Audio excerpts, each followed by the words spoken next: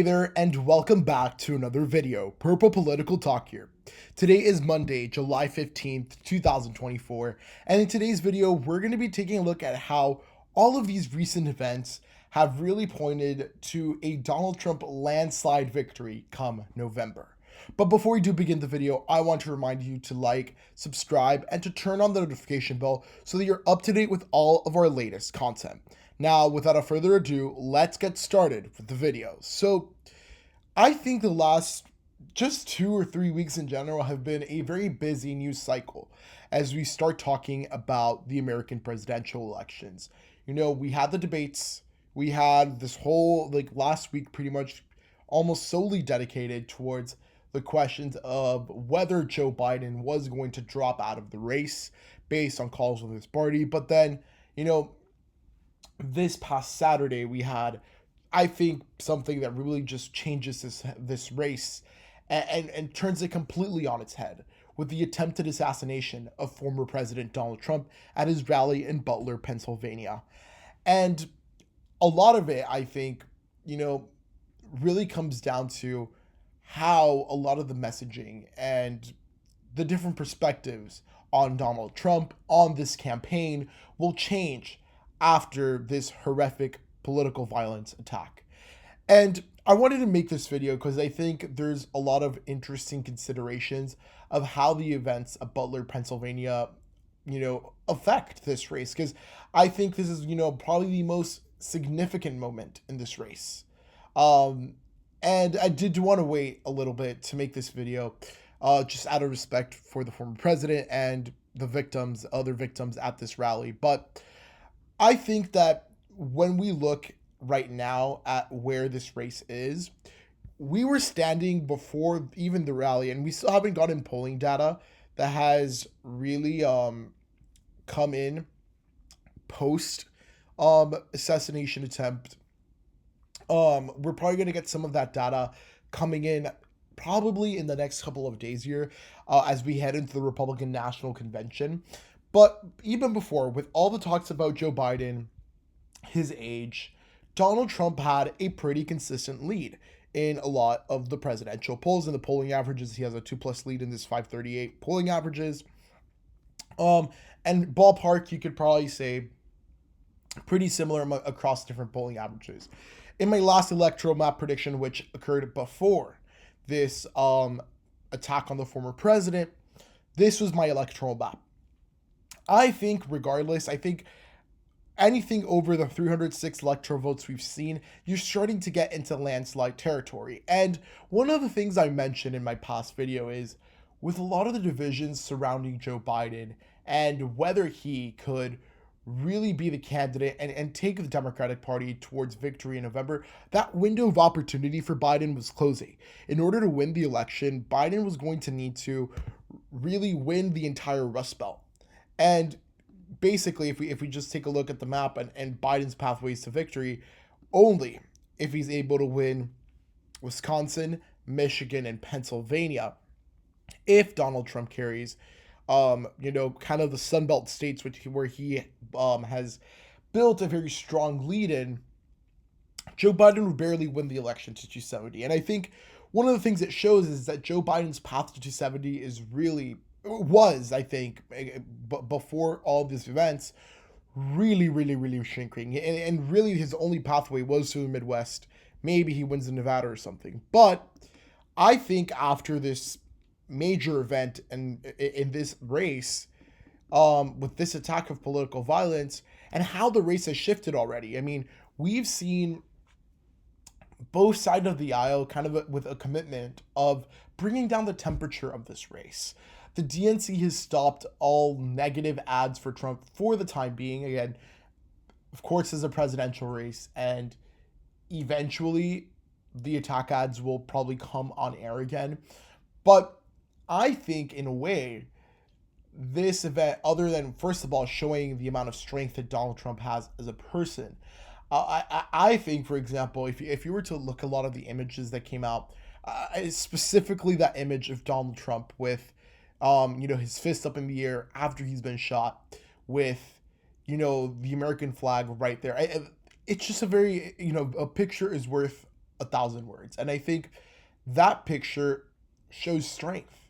It shows, you know, it's a really big moment for Donald Trump. I think personally and politically, when you're talking about being able to get up right after you've been shot, and that strength, I think, is something that's going to push Donald Trump in this race for the presidency.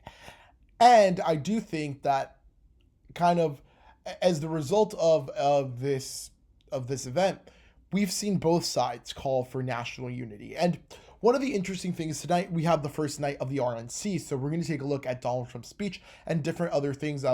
Today we're also getting a VP announcement. I'm going to make a video about that in the coming hours. But one of the things that I think is really important is that Donald Trump has shifted his messaging.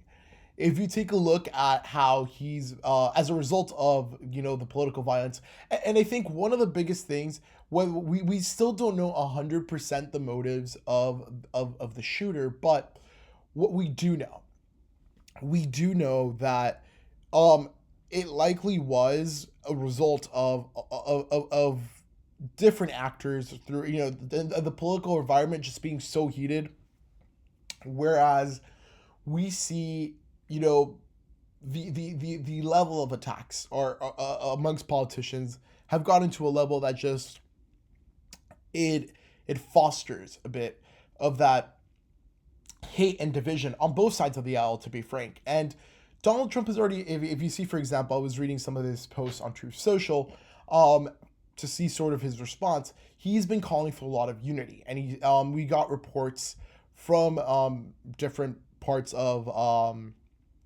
the media that he's scrapped his RNC speech, which I would have assumed that before would have been what we've seen kind of very consistently across this election cycle, where Donald Trump was, really just attacking Joe Biden 100% in his speech. I think that speech tonight at the RNC and throughout this week has the potential to really shift, the perception of Donald Trump, the perception on this race. And overall, I think it's something that's going to benefit him. I think one of the biggest things that a lot of, especially like independent voters in the middle in some of these swing states, biggest objections they've had against Donald Trump was his divisiveness, all these different things. And frankly, I think, it's stuff, some of the stuff that people might have had concerns of Donald Trump, especially those independent voters. It might not 100% go away, but I think with a new perspective and a new shift in how Donald Trump conducts his messaging as a result of how this event has impacted him, we're going to see a race that I think, frankly, like to quote some Democratic operatives, Donald Trump is more likely than not, based on the information we have today, going to be the 47th president of the United States. And I think a lot of it just comes down to a couple of big factors. One, there is this, like I mentioned before, the whole shift in the messaging of the race. Two, I mean, look, before this, like I mentioned, the pathways for Biden were not great. And I think now they're going to be even worse. And I think electorally, he's just so much stronger now. And I do think this event has, and let me underscore something very important here. This could have really ended very differently if, things had, if it had been 1 inch more to one side or another of the bullet, or Donald Trump's head, frankly, Donald Trump might not be alive today, might have not been alive today. And I think, again, this is all part of what makes this event, I think, so grand in the scheme of this race. We haven't had an attempted assassination on a presidential candidate in many, many years. And again, I think, the timing of all of this is also very interesting when you talk about, again, Joe Biden and his issues. I think there's no way right now where, with all the attention on the RNC, with all the attention on this assassination attempt, that the Democrats are going to replace Joe Biden. I think that ship has sailed. I think that the momentum that was garnering to kind of kick Joe Biden off the ticket and replace him with a Kamala Harris, or someone else, that has sailed because, the news cycle is somewhere different. The country is somewhere very different today. And I will say this. While I do think Joe Biden has, handled the whole assassination attempt very, very well. I mean, I'm going to have to give the Biden campaign and the Biden team, just as president, a lot of props here.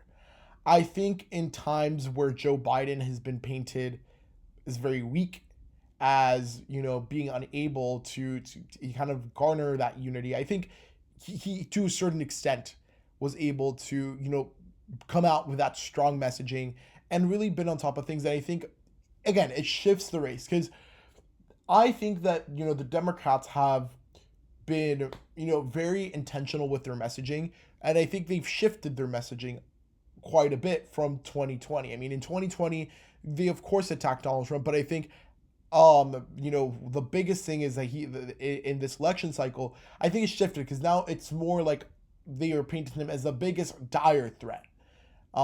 In 2020, they would say he was a threat. Now they're saying he's the biggest dire threat.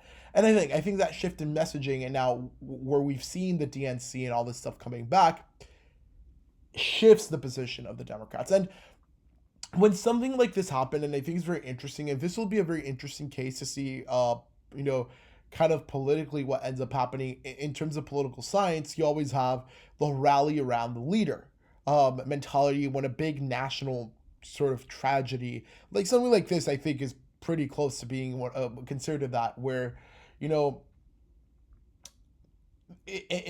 even though Joe Biden has managed it very well, and I think, if anything, the country is going to come out more united after this than divided.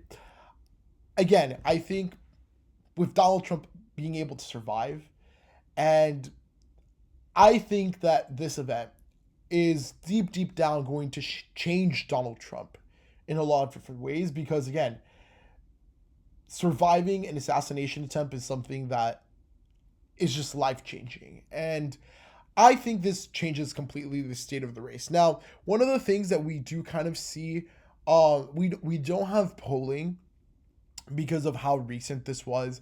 And again, we'll probably get polls in the next couple of days, but we do have access to betting odds.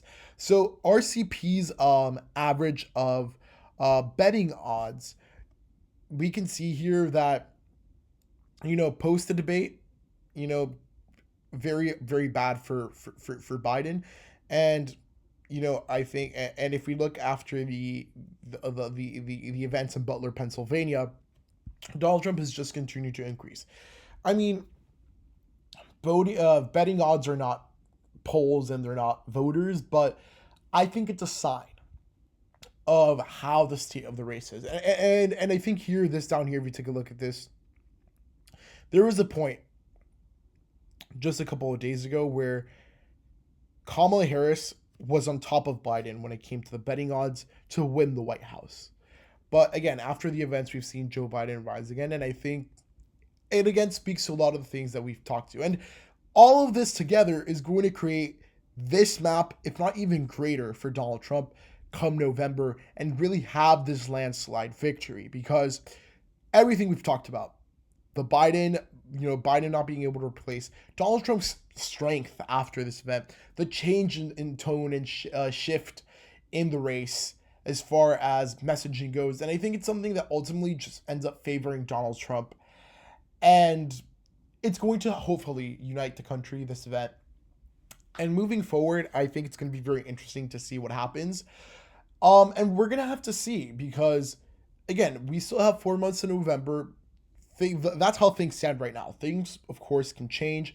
I think, honestly, right now we're looking at a world where Donald Trump could potentially win Minnesota, probably get closer in states like Virginia. And you're starting to get into, I think, really big landslide territory right there. But I want to know what you think down in the comments below. Who do you think this event, or how do you think this changes the presidential election? I think in many ways this event changes the election, like I mentioned before, but I want to know what you think. If you enjoyed this video, please give it a huge thumbs up. Remember to like, subscribe, and to turn on the notification bell so you're up to date with all of our latest 2024 election content. I want to thank you all for watching, and I hope I'll see you in the next one. Goodbye.